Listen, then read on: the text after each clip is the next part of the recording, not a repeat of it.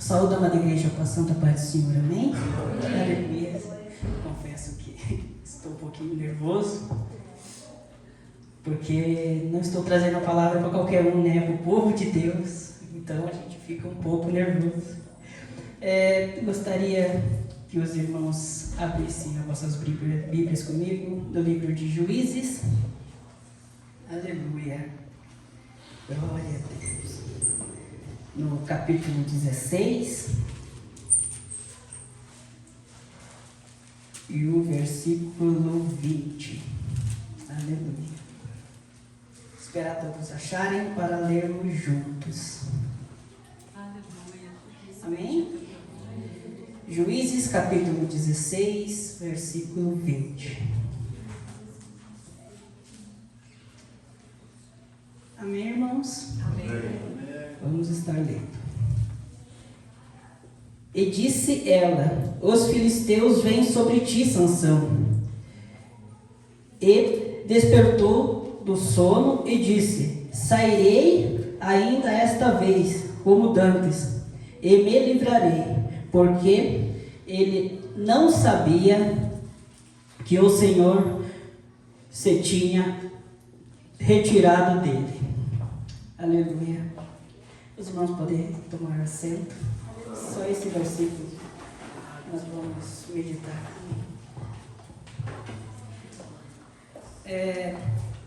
Eu tinha preparado outra palavra, só que ontem o Senhor me fez lembrar que o livro de Sansão, o livro de Juízes, a história de Sansão, foi a primeira história que eu li na Bíblia. Eu tinha de 13 para 14 anos, eu acho, mais ou menos. E o Senhor me fez lembrar daquilo e eu falei assim, eu não vou mudar. Eu já preparei tudinho. E eu comecei lá no serviço mesmo, comecei a ler de novo a história de Sansão. E o Senhor foi me dando essa palavra para o coração dos irmãos. Aleluia.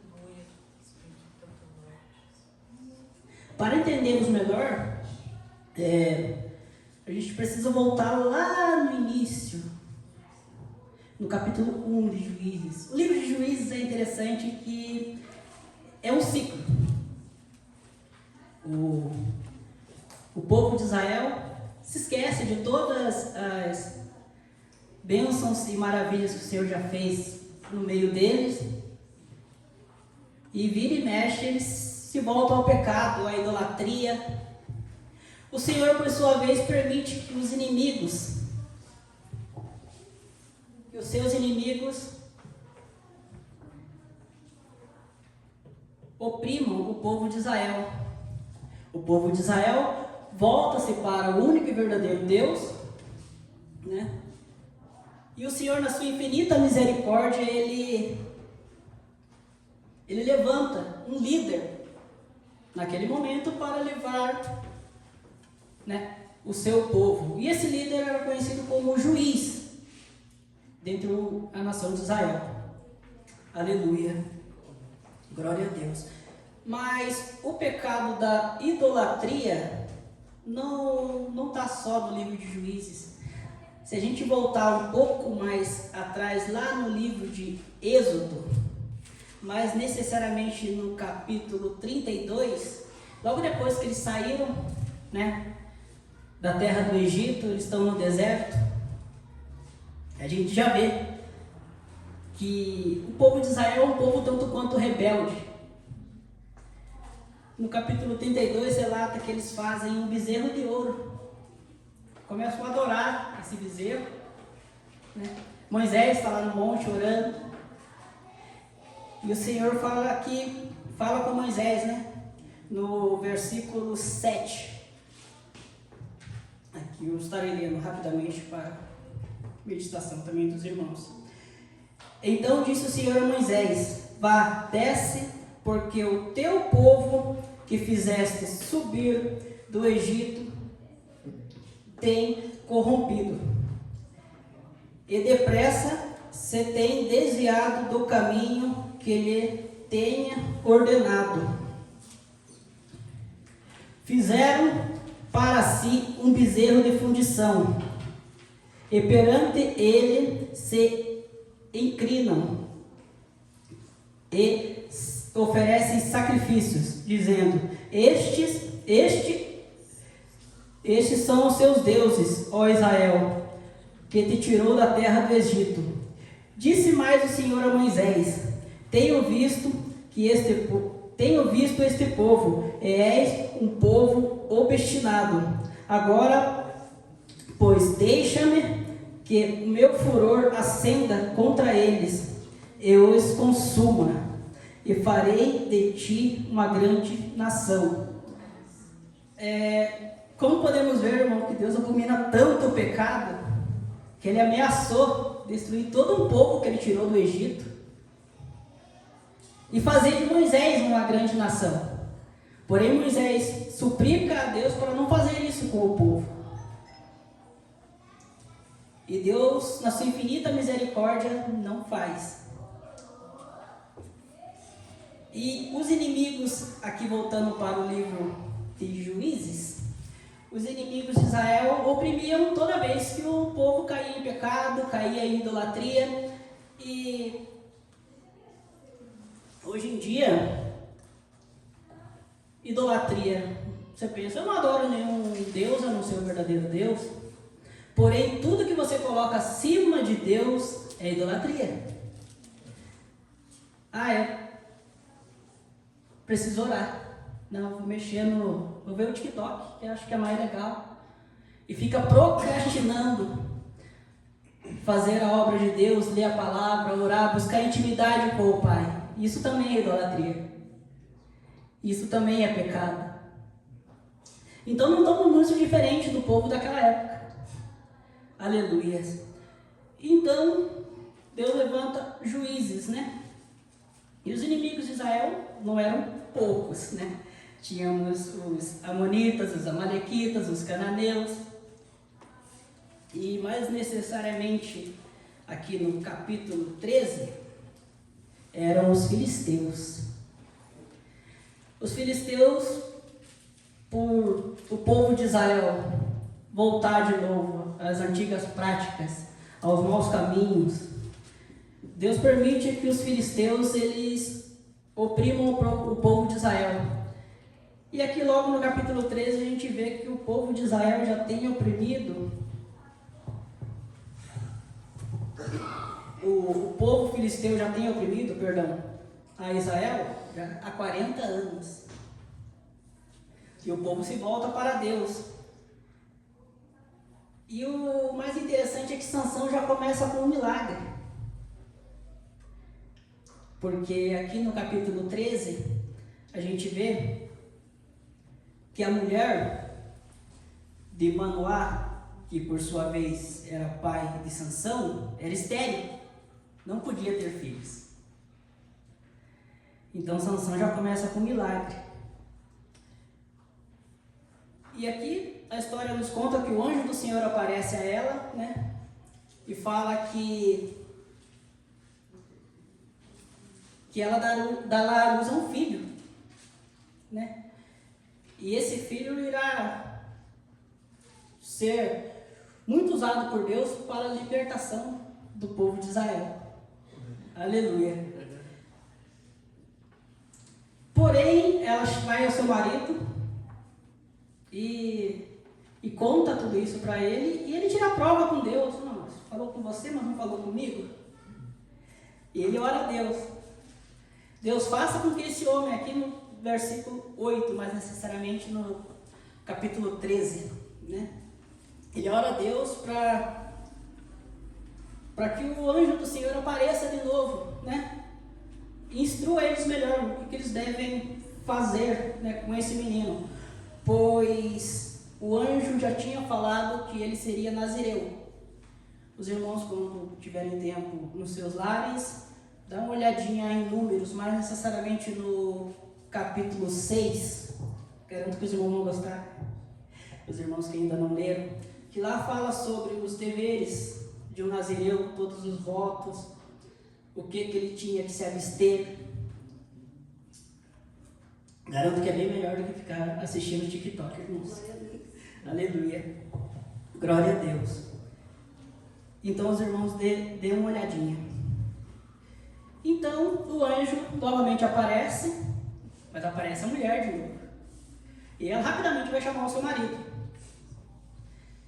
Então, a Bíblia diz que Manoá faz um sacrifício ao Senhor. Logo depois disso, de um anjo falar com eles, né? E Sansão nasce. Ela realmente engravida e Sansão nasce. E a Bíblia nos conta que Sansão tinha uma força fora do comum, era realmente usado por Deus, que o Espírito Santo de Deus se apoderava dele.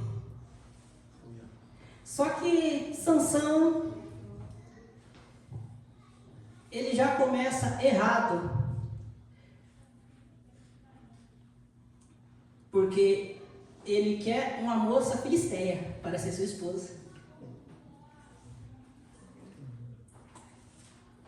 E toda vez que você escolhe alguém para ser o seu companheiro, sua companheira, que não esteja no mesmo propósito que você, está destinado ao fracasso.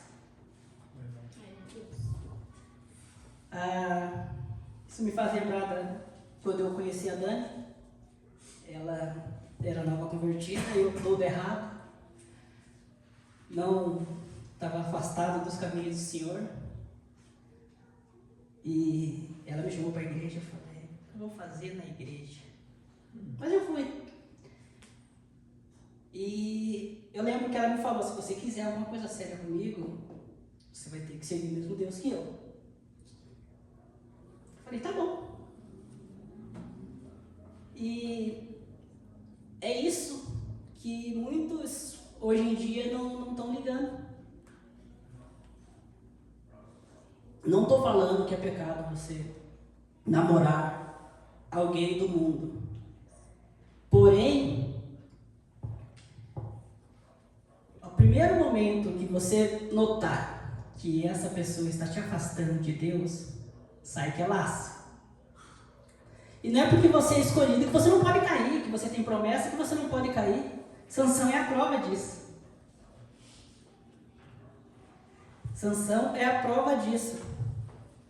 Aleluia. Glória a Deus. E continuando aqui, santo é o seu nome, Senhor. Vimos que ele se apaixona por essa mulher filisteia e fala com seus pais. Ele vai, e pede essa moça em casamento, se casam. Porém, a Bíblia relata aqui que ele não fica com essa mulher, até porque ela é dada a outro e depois ela é morta pelos filisteus.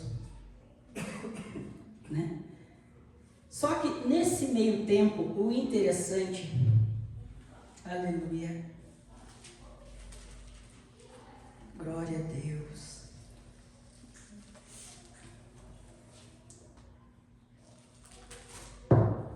Aqui no capítulo 14, que antes do seu casamento, no versículo 5, diz: Sansão, diz que Sansão, desceu, pois, Sansão com seus pais, com seu pai e sua mãe, a Timnate, e eis que um filho de leão bramindo lhe saiu ao encontro. Então o Espírito do Senhor se apossou dele, o Espírito do Senhor se apossou dele e fendeu de alto a baixo, como quem fende um cabrito. Então Sansão, matou esse leão. E imagina a força que esse homem tinha quando o Espírito do Senhor se apossava dele. Aleluia. Glória a Deus. Só que, analisando o capítulo 8, o versículo 8 do capítulo 14. E depois de alguns dias voltou ele para tomar apartando-se do caminho. E apartando-se do caminho, e ver o corpo do leão morto. E eis que no corpo do leão havia um enxame de abelhas com mel. E tomou nas suas mãos e foi andando, comendo dele. E foi a seu pai e sua mãe, e deu-lhe deles. E comeram, porém não lhe deu a saber de que tomara o mel do corpo do leão morto. E no voto nazireu, ele não podia tocar em nada morto. E o interessante é que ele esconde, ele não conta aonde ele pegou o favo de mel. Quantas vezes as pessoas flertam com o pecado, meu pastor não está vendo, meu pai não está vendo, eu posso fazer. E o perigo, irmão, de flertar com o pecado, lá no livro de Aleluia, glória a Deus.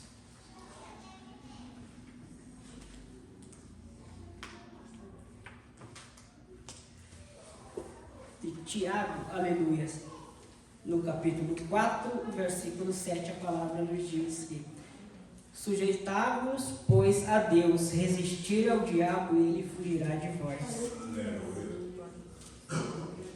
E quantas vezes, né? Não é isso que acontece?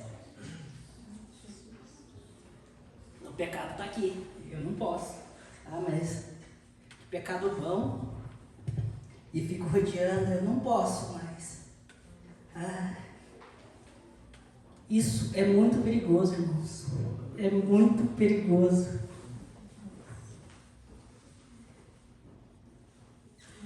E a Bíblia nos fala a respeito disso, né?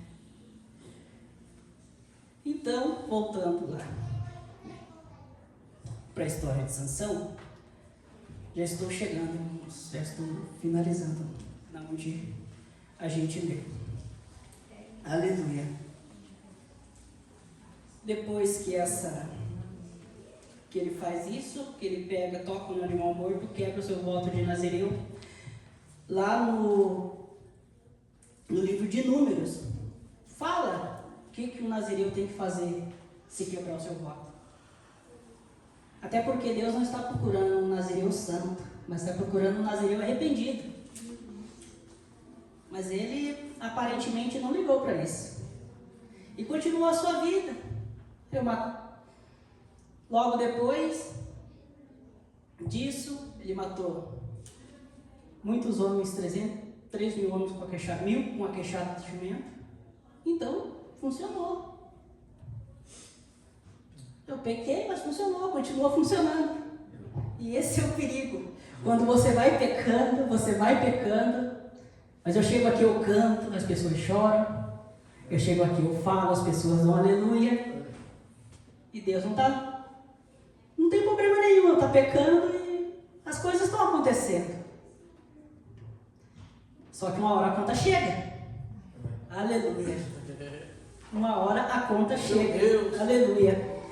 E analisando aqui novamente, aleluia, glória a Deus. Logo depois ele se apaixona por Dalila. E se prostitui com Dalila. Novamente uma mulher filisteia. Uma mulher que não seguia o mesmo propósito que ele. Olha a importância disso, irmãos. E todos os sinais, né, a gente pode ver que todos os sinais apontavam que ela iria trair ele. Mas a primeira coisa que acontece quando você começa a pecar, quando você mergulha no pecado, você perde a visão. Nada mais, tá normal, é isso mesmo. E logo aqui no versículo 20, que foi o versículo que a gente leu, já é o final, a última prova que ela fez com ele, né? E ele não contou, né, que ele não podia cortar o cabelo, senão ele perderia a força. Mas na verdade não era nem isso. A força de Sansão estava na obediência, enquanto ele estivesse cumprindo seu voto nazireu, na presença do Senhor. Então eu acredito que a força de Sansão não acabou toda naquela hora, ela foi acabando aos poucos. Quando você mergulha no pecado, a sua força vai acabando aos poucos. Aleluia. E no versículo aqui que a gente leu, né, claramente, ela o traiu e os filisteus o pegam, prendem, furam os olhos dele. E ele passou de um juiz de Israel a um palhaço, que foi levado à festa do templo de Dagon para entreter o povo. Porém, o Senhor, na sua infinita misericórdia, e ouvindo o arrependimento sincero de Sansão, o deu uma última vez a sua força. E ele, com essa força, ele matou todos que estavam dentro daquele templo, príncipes, soldados. Meu Deus. E eu imagino, né?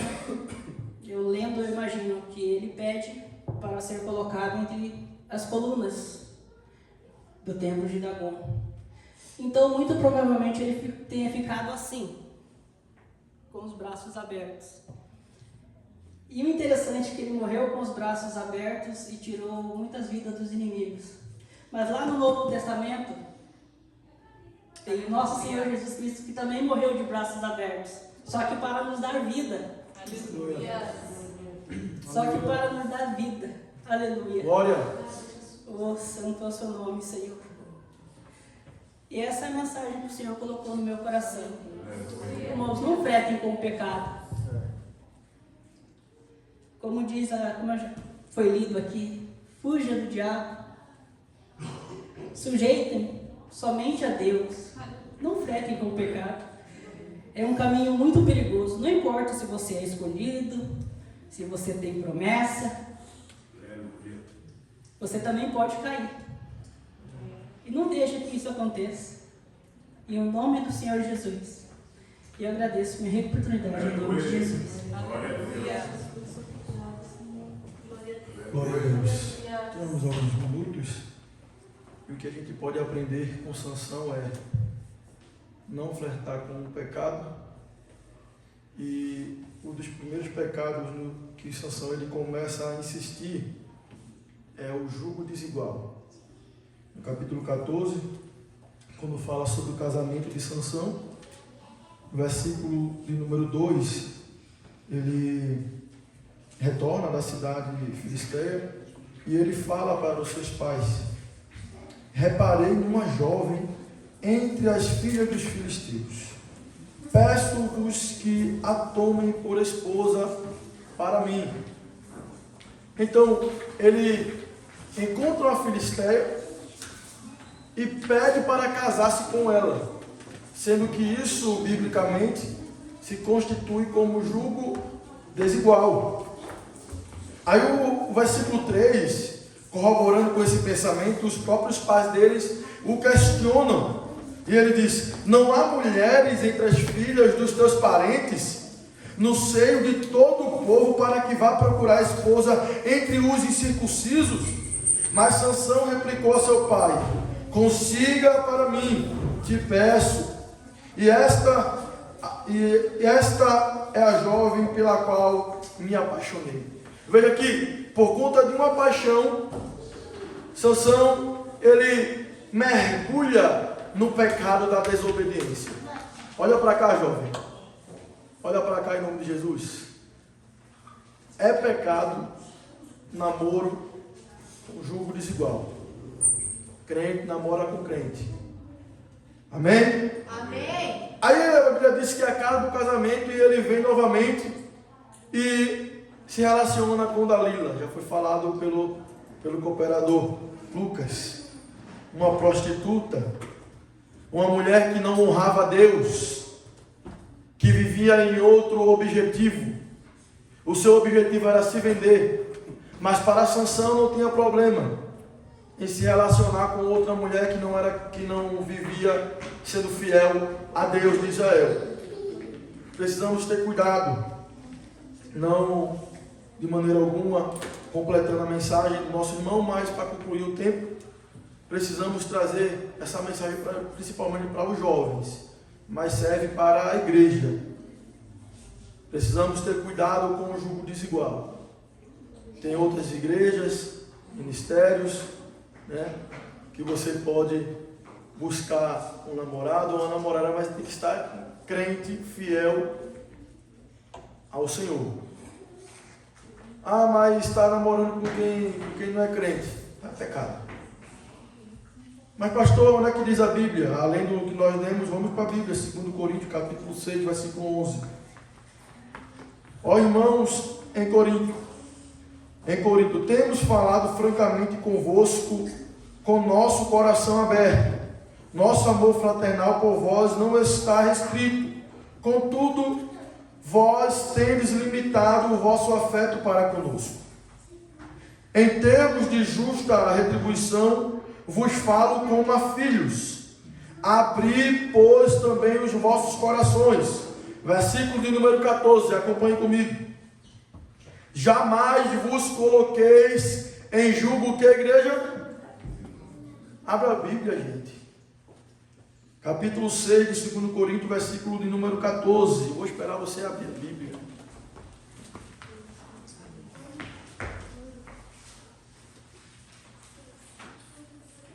Capítulo 6, versículo de número 14 de 2 Coríntios.